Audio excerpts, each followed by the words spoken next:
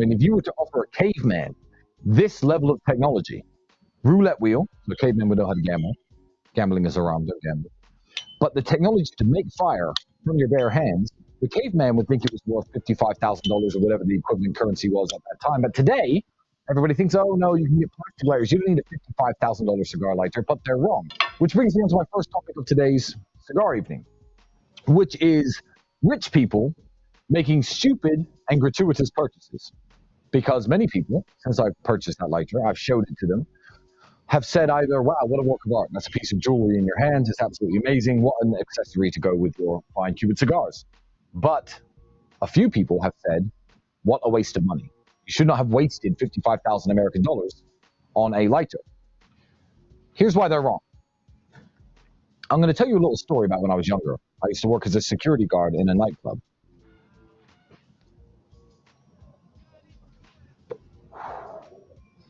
And I used to see rich people, or people with money to waste, go into that nightclub when I was making £100 a day, and they used to spend money on drinks and champagne upwards of 10, 20, 30,000 pounds. You know how people do it in London. I'm still having microphone complaints, Bailey.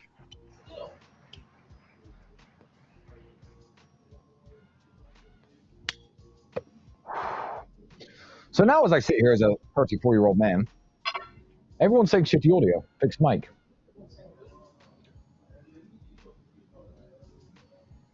Mike's okay, roll with it. Some people are saying it's okay. Look, guys, the sound isn't as good, but I'm outside for a reason. Sound is muffled, allegedly.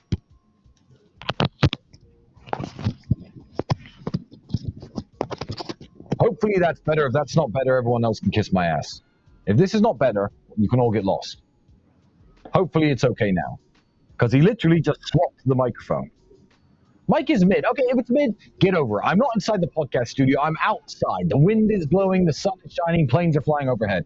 If the sound is not perfect, literally get over it. Muffled, fine. Great. They're just spamming. Fine. And when it comes to rich people making stupidly expensive gratuitous purchases, when I was young, I thought it was stupid. You see, I know there are people at home saying, oh, you know, well, you spent $55,000 on a lighter. That's not okay. I'll tell you why it is okay, and I'll tell you why it makes perfect sense for me. As a young man working in the nightclub for £100 a day, and I saw people spend 20, 30,000 pounds on champagne, I think, oh man, what a waste. Because if I had 30,000 pounds, I'd buy a new bed. My bed was fucked. Oh, I'd upgrade my car. I'd buy some nice clothes. I'd go on a nice vacation. These people are stupid. Really, I was stupid. And the reason I was stupid is because I should have realized that by the time a man has the money where he could spend 30,000 pounds on drinks on a Friday, that his bed isn't broken, his car is perfectly fine, top of the range, he has a nice house, he can go on vacation whenever he likes. So I know that people are going to say that this lighter is a waste, but it's a thing of beauty, it's a work of art, and I like it. And $55,000 to me is not what $55,000 is to most people. And if I like this lighter and I'm going to light my cigarettes and my cigars with it, then why shouldn't I have it? Because it doesn't make much of a difference to me. If I were to spend $50 on a lighter back when I was broke, people wouldn't think that was necessarily that stupid, but I only used to make about $50 a day working in my fast food jobs, for example. I make more than $55,000 a day. This is less than a day's work. It's fine. So I like this lighter, and that's what the cigar meeting today is about. It's not about the cigar, it's about this lighter, which I'm going to put on display for all of you to look at. I'm going to try and get the gold one if it comes up for sale. There's only 88 of these in the entire world, and this is number 5 of 88. So I'm going to try and get the gold one, but until then, you're going to have to look at this one on my cigar nights. It's absolutely wonderful. Now, another question, which brings me to why I'm sitting here in my garden today, is, oh, you spent $55,000 on a lighter. You could have given that money to charity. Motherfuckers, what's wrong with you? I am so tired of purchasing things and hearing from people who do nothing for charity and who do nothing for anyone else in the world what I could have done with that money instead, that they would prefer me to do with it. I give a lot more than the cost of that lighter to charity, and that is actually why I'm sitting here in my garden today. In a moment, a bunch of people are going to come out of the house when they're finished talking and giving their speeches, and they are members of the War Room. And the War Room members are here this weekend in a gathering to raise money for charity. The War Room does events, which teaches various things: how to dress, how to behave, how to act like a gentleman, how to shoot, technical skills, sales, things that benefit you in life, things that help you grow as a man.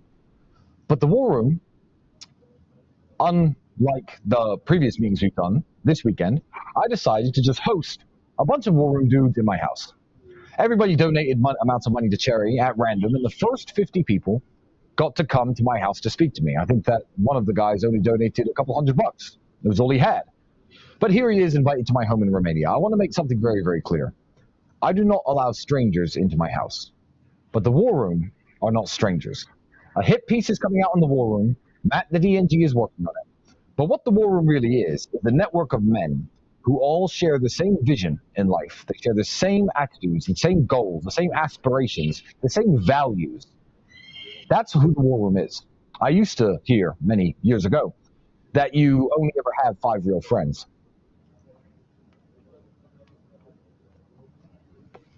And I believed it.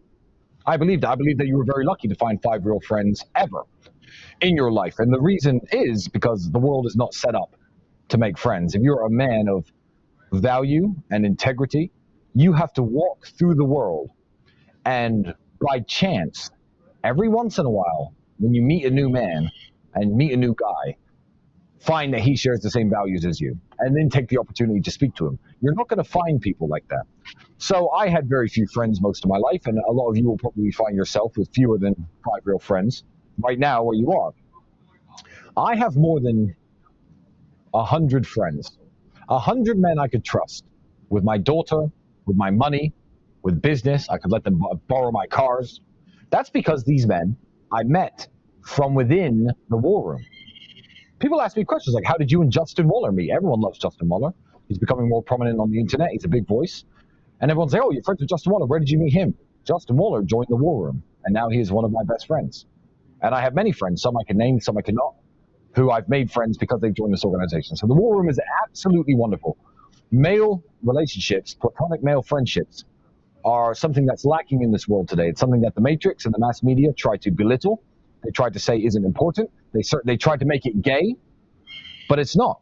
Male companionship and male friendship is one of the most important things in any man's life. And if you lack it, you're not going to have a very happy and fulfilled life. You can have all the women in the world. If you haven't got a friend or brother who's got your back when times get hard, you're going to struggle. So that's what the War Room really is and what the War Room is really about. So they're all here because they donated money to Tate Pledge. I would like you all to go to tatepledge.com because I'm not Mr. Producer. I don't have the ability to spam a bunch of videos here, but I'm sure we will in the next emergency meeting. But we've been doing some amazing work in Syria, some amazing work in Palestine, and the way that Tate Pledge works is very simple. It's not a charity that tries to make money because we have no CEO, we have no HR, we don't film TV commercials. Everything that we do, the goal is towards providing children, primarily in war-torn countries, with food and water. So we build pipes, sewage systems, water pumps, and of course we provide thousands and thousands of meals daily to parts of the world that are struggling. We also finance schools in Syria to make sure that young boys and girls in the war-torn country of Syria can get a good education. And the good thing about Tate Pledge is, because I'm so fucking rich, when these gentlemen who are here at my house donate money to Tate Pledge, all of the money, all of it, goes to the people on the ground. Obviously, the people take, there's a very small salary paid to the workers who actually go into sourcing the food, the teachers who go into, running the school, and everything else goes straight to the people who need it the most. So it's probably the most efficient charity in the world because I'm just a rich man trying to give back, trying to help people. When you donate money to Oxfam with their expensive TV commercials and their CEO who makes $6 million a year or something crazy, how much of that money do you actually think goes to the people who are hungry, the people who are starving? Let me tell you something. What shocked me when I started this charity project 2 years ago was this.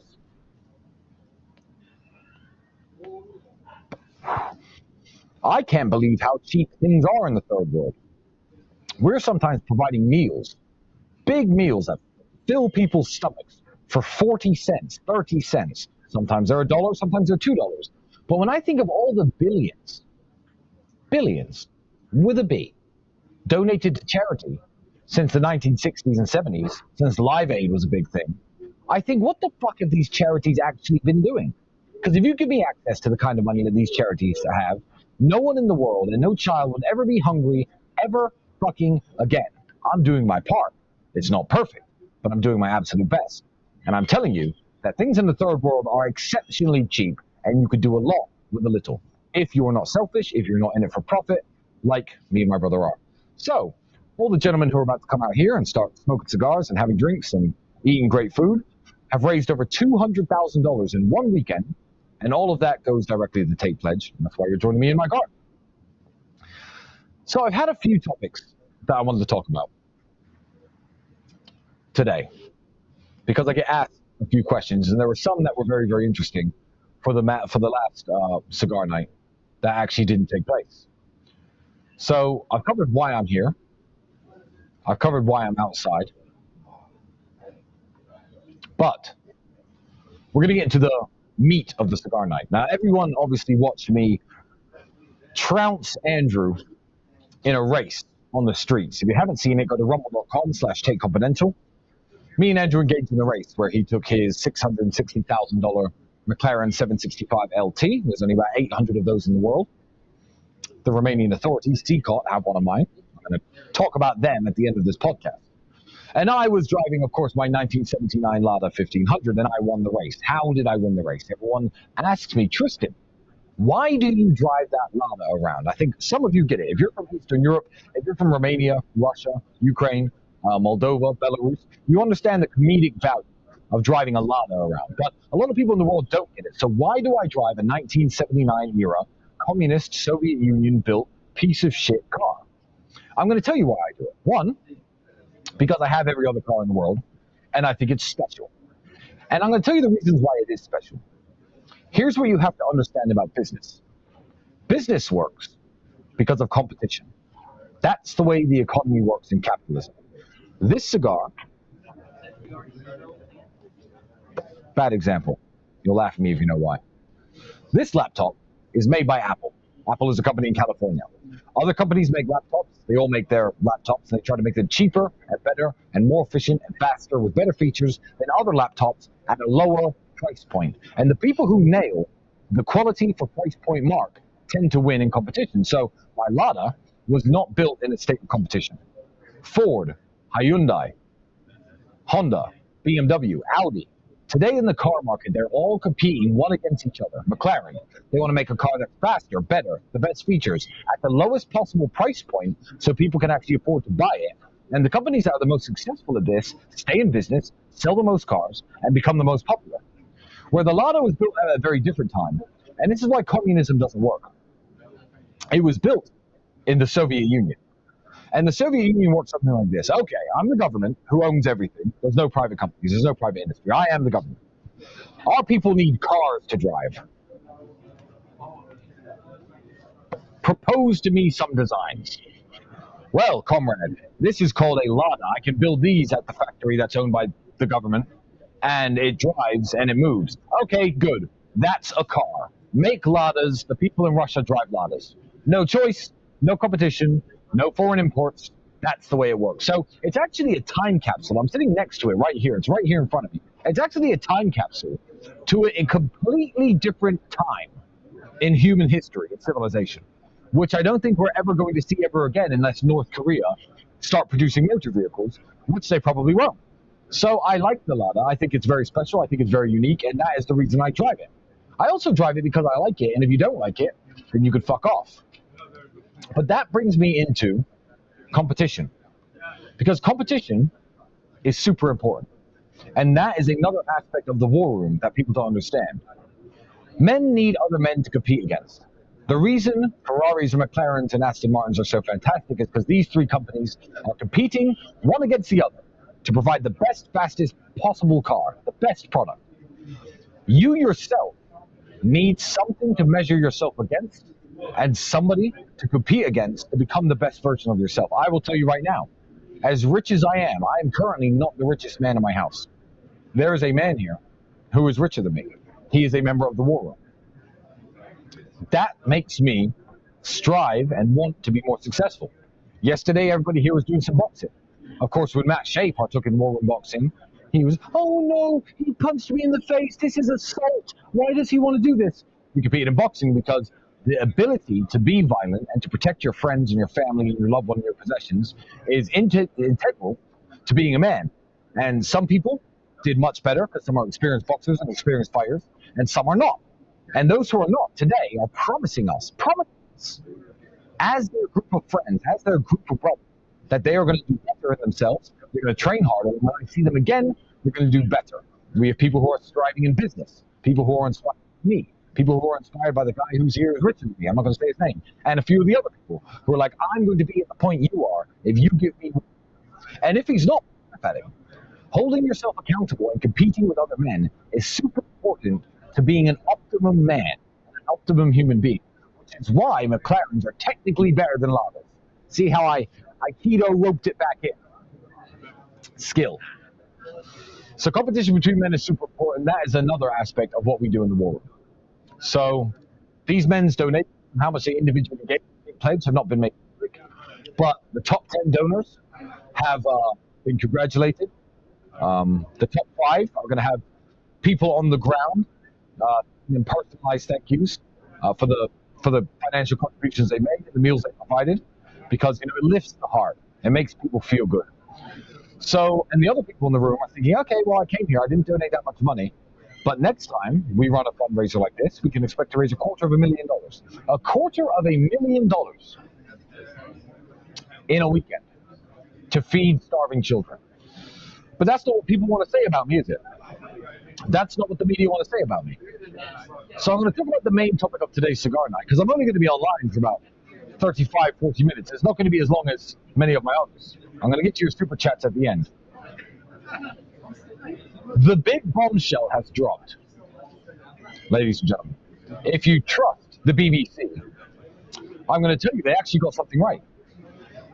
The BBC got access to the case file, the indictment that was submitted to judges to say these men are human traffickers and these men are guilty. Now, this is a bombshell, ladies and gentlemen, and the BBC actually reported factually. So you would think, after 1.5 years of investigating me, after spying on me and following me for 6 months, after locking me in a prison cell for 3 months, after going through every electronic device I have ever owned, after searching every property that I have ever had, after talking to every girl who I have ever made love with, they have completed this indictment to show the judge that I'm a human trafficker, and the BBC have got their hands on it. And the BBC are leaking information from the file. So given the millions of dollars spent, trying to prove I am something I'm not, given the massive amounts of human resources used to try to prove that I'm a human trafficker, the indictment says, the bombshell, the worst thing the BBC could possibly find, because believe me, they want to find the worst thing, is that I once referred to my girlfriend as a slave. Think about that. BBC, if you're listening, that isn't the bombshell that you think it is. If I were a left-wing political pundit and a social justice warrior and somebody who used virtue signaling like you all do when you cover up pedophiles and sex offenders like Hugh Edwards, if I were like you and you found a message of me saying to my ex-girlfriend, you're my slave, you could probably leak that and get me fired from a job at the BBC. But let me tell you something. I did write that. All of my WhatsApp conversations for my last 4 years were read in fine detail by the authorities to try to prove that I'm a human trafficker, okay? I did in fact write that my ex-girlfriend was my slave. Now, here's the important takeaways from that. Can you imagine what should be in this case file? If I am the man they say I am, there should be chains, dungeons, handcuffs, urine-stained mattresses, messages saying, bitch, get back out on the street, me selling people, transactions, I'll meet you here, I have 3 girls for sale, proof anyone traveled anywhere, me physically moving people from one place to another. That's what human trafficking is. Why, if the BBC got their hands on the indictment, do they print a story that says, I called my ex-girlfriend a slave? Because, ladies and gentlemen, this is the great bombshell. The BBC lined this up for me. That is as bad as the evidence against me gets, which is insane. Because the girl who I called a slave, obviously as a joke, one, did not make a complaint about me, two, is protesting that I'm innocent, three, has told everybody I'm a lovely person, and four, it's not even about the girls who lied and came here. I wasn't even talking about them when I said someone's my slave. So you have to ask yourself a question. Does me once saying on WhatsApp, oh, don't worry, she'll clean the house, she's my slave, does that merit locking me, my brother, and my friends up in a fucking prison for 3 months, subjecting us and our families to the worst forms of physical and psychological torture, locking us in our houses? I haven't been free since December 2022. I'm still not free now. If I leave the city limits of Bucharest, I will be arrested and thrown back in jail because I once said a girl is my slave. I did say that, BBC. You got that right. But you have miscalculated how underwhelming that is as a bombshell after this level of media storm and investigation. Yeah. Let me give you another example while I light my cigar with my $55,000 lighter. If you're one of the investigators, obviously trying to put me in jail, if you're an immoral person, you'll never own one of these. Gotta put God first. Start doing the right thing.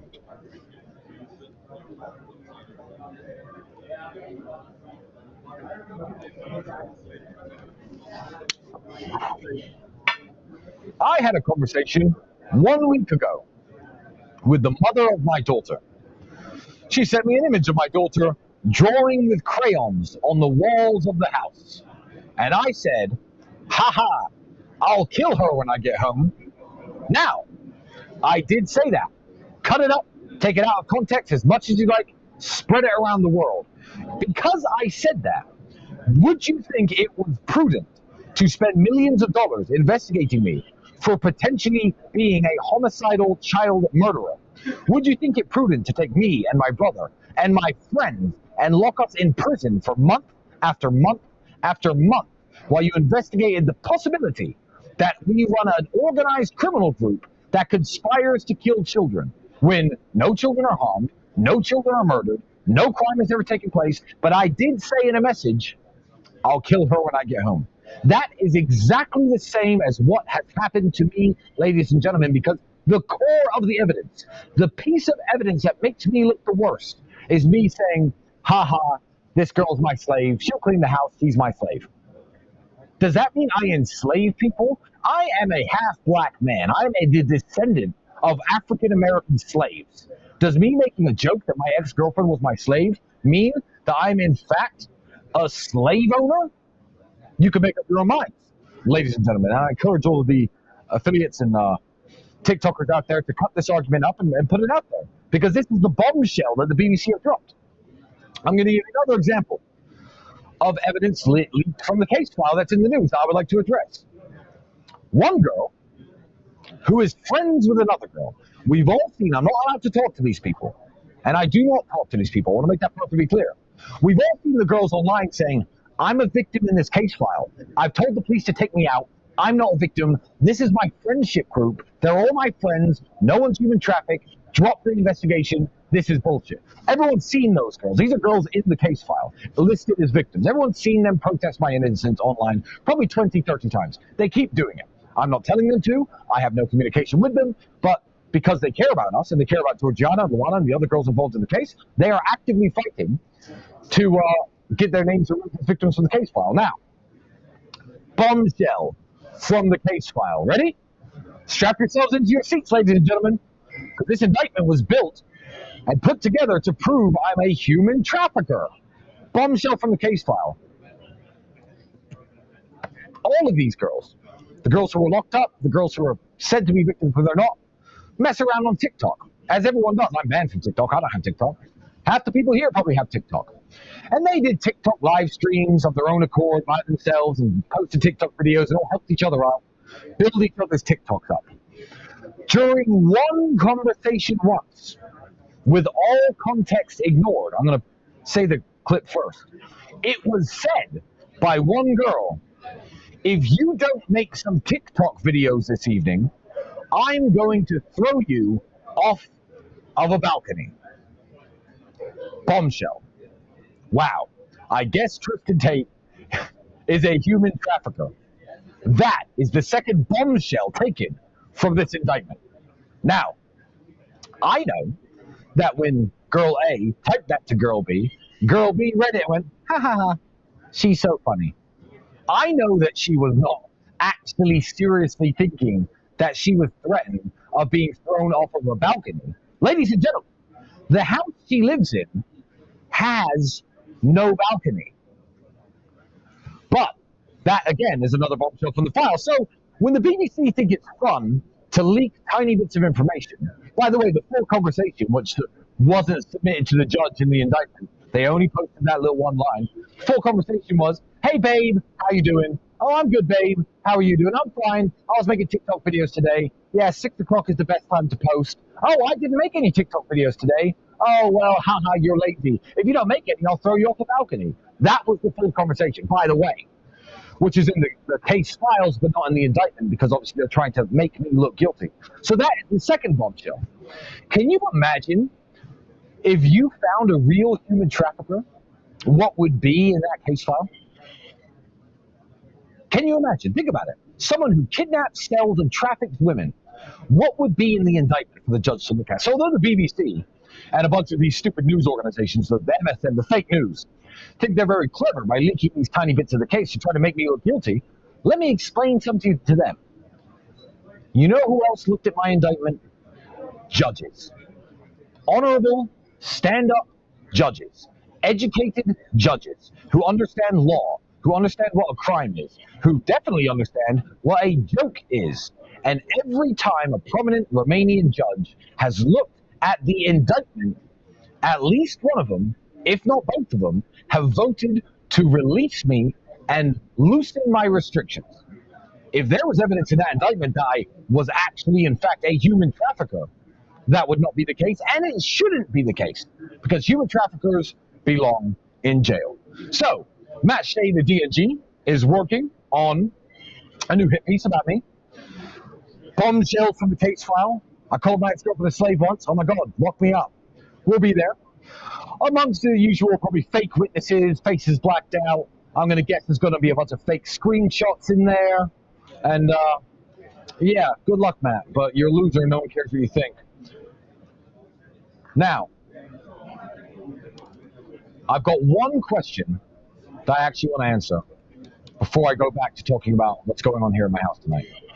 Because this I thought was a very interesting one. I have a social media platform.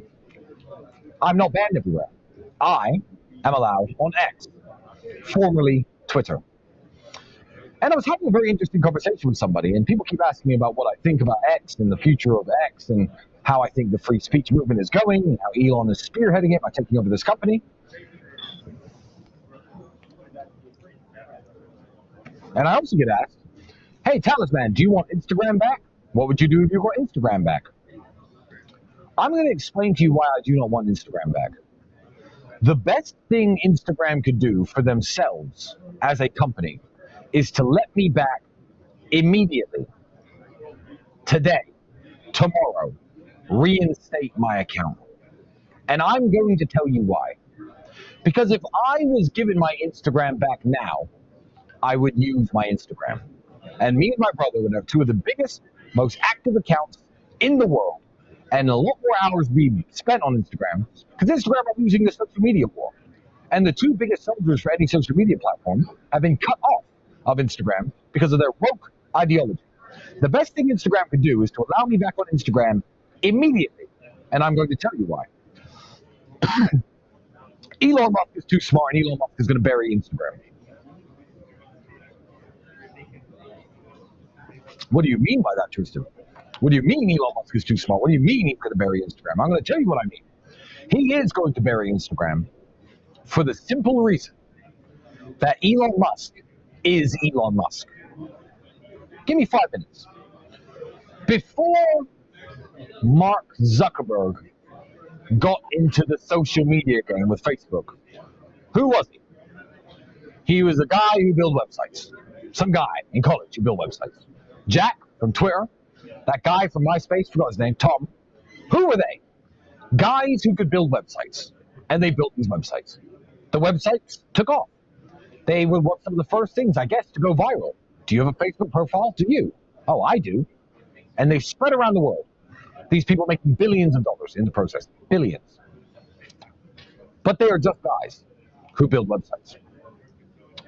I have not seen a single thing from any of these men besides their initial websites that has impressed me at all.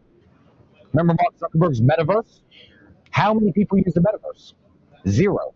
It looked like a cheap, bad graphic World of Warcraft style office simulator. And surprise, surprise, with billions invested in that, it didn't take off. Poor Mark Zuckerberg. Facebook did, because Facebook was, I guess, a relatively new idea. Instagram did, relatively new idea. But these guys are just guys who built a website and, in a way, got lucky. That's why they will never ever be able to compete with Top E, Space Master, King of the low Earth orbit, Elon Musk. And I'm going to explain to you why. Elon Musk isn't just some dork who built a website. Elon Musk is a killer. Elon Musk took over businesses like Tesla, an electric car company, and everyone laughed at him and laughed at the concept and turned it into one of the most successful car companies on planet Earth. But planet Earth wasn't enough for Elon Musk. No. Elon Musk took to the stars. He looked at rockets built by NASA and the Soviet Union during the space race by pioneers like Werner von Braun, who were geniuses, former Nazi, genius nonetheless, and said, this isn't good enough. After the rocket shoots in space, we should be able to land them afterwards. Everyone laughed at him. They laughed at him and laughed at him. NASA astronauts laughed at him. And he fucking pulled it off. He built the fucking dream. He's going to space. He owns one of the most successful car companies in the world. He may even fucking revolutionize transport within cities if the Boring Company takes off. We'll see with his Hyperloop. Absolute killer. He is a monster. So who was Elon Musk before he got into the social media game? Elon Musk was Elon Musk. And now he's taken over a social media platform. This isn't some dork who built a site. This is arguably the smartest man on the planet. Because I believe intellect alone isn't enough. I believe intellect applied proves intelligence. Oh, this kid has an IQ of 170. Great, what have they done? Nothing? Stephen Hawking hated people bragging about their IQ. I don't even know what Elon Musk's IQ is. I imagine it's high enough. But he has applied intellect and become the most successful man on earth. You can't argue with results. If you knew better, you do better. Elon Musk is the smartest man alive, as far as I'm concerned. And he now runs X. Let me tell you something. Instagram, for banning me. YouTube, all of you people for banning me. I think your time is limited. Because I think you've been a little cage of chickens running around pecking at each other, and a lion has just been released into your chicken coop. And I think you are done. I think you are finished. So I will say it one more time to the social media platforms who thought it was a great idea to ban me for trying to motivate young men and for doing car reviews and dressing in nice suits. I'm going to tell you right now, the best thing you could do is to unban me now and make hay while the sun shines. Because when Elon Musk and X kills Instagram, when engagement on all these platforms drops to near zero, when X is a payment processor and a way you can send money to each other and to store your photos, and when these people on Instagram with millions of followers who get nothing in return are doing the same thing on X and getting big checks every month for the interaction that they cause on the website because Elon is a man who is honorable and your platforms are dying, then, and only then, I believe you may make the decision to bring back Tristan Tate, to bring back Andrew Tate. What a revolutionary headline. Tristan and Andrew Tate back on Instagram. And if you do it too late, when X is already burying your profile, I'm going to upload a picture of Elon saying Elon owns this platform. Go to x.com. So now it's your chance, social media companies in the world. That's what I think about the future of social media, and that's what I think about what's happening. That was one of the main questions I wanted to answer tonight. This broadcast is going to be a lot shorter than a lot of them, because of course, all of my esteemed guests and colleagues are over here, waiting for me to join them for drinks and conversation, to celebrate how much money we've given to charity and the great things we've done, and hopefully, so we can network and make a few new business partners, maybe even some new friends. Crystal clear to all of you out there, I only make my friends from within the war room. I only make my friends from within the war room. Because I know before I speak to you, before I invest the 2 hours it takes to get to know you, that you are at least aligned with my values. And the War Room's values are simple: strength, honor, physicality, intellect, bettering yourself, becoming the best version of a man that you could possibly become. I await the hit piece from Matt Shea, the D&G. All of the men in the War Room were making a promise to each other, a promise to themselves, and a promise to each other about the next time we meet up. Because men need to hold each other accountable. I'm going to be stronger. I'm going to lose this much body fat. I'm going to make this much more money. I'm going to have read 40 books. I'm going to have done this. I'm going to have done that. And they repeated their promise in front of 30 or 40 different men here in my house. Because he knows by saying it in front of us that we're going to hold him accountable for it. So I think I'm going to end this broadcast after just 45 short minutes with the promise that I made to the men of the War Room. You see, I make lots of promises to myself every day, and I make lots of promises to my brother. And I never, ever disappoint myself. But if you repeat a promise in public, it becomes more real. If I give my word to the 400,000 people who will eventually watch this podcast, it means something. And what I promised to the men in my house was very simple. Everybody in life has these goals and these aspirations, and they're giving examples about wanting to have more children, wanting to improve their relationship with their kids. I right now couldn't give an example because I don't know what my future has in store for me. For one of the first times in my life, my destiny is no longer in my own hands. I am not the sculptor molding the clay. Ideally, and going by what's happening right now, the judges, who are clearly talented, wonderful people, are making the correct decisions every time. So hopefully it's only a matter of time before a series of correct decisions sees me liberated and sees this ugly chapter of my life behind me. But there is also a possibility, I guess, because I am wrapped up in the legal system, not that I'm guilty of any crime, but that for some reason I will see myself in prison for 5 years, 10 years. God knows. The people who are trying to do this to me are powerful and they are determined. The judges are what are standing in their way. God bless them. Here's my promise that I made to the War Room, and I'm going to make the same promise to all of you, my friends and fans who join me on these wonderful cigar evenings. My promise is this: no matter what they do to me, I will never, ever, ever break down crying like some other prominent masculinity coaches and male mentors out there in the world who cry like babies all the time when they're asked hard questions or when they go through hard times. I will never mentally break.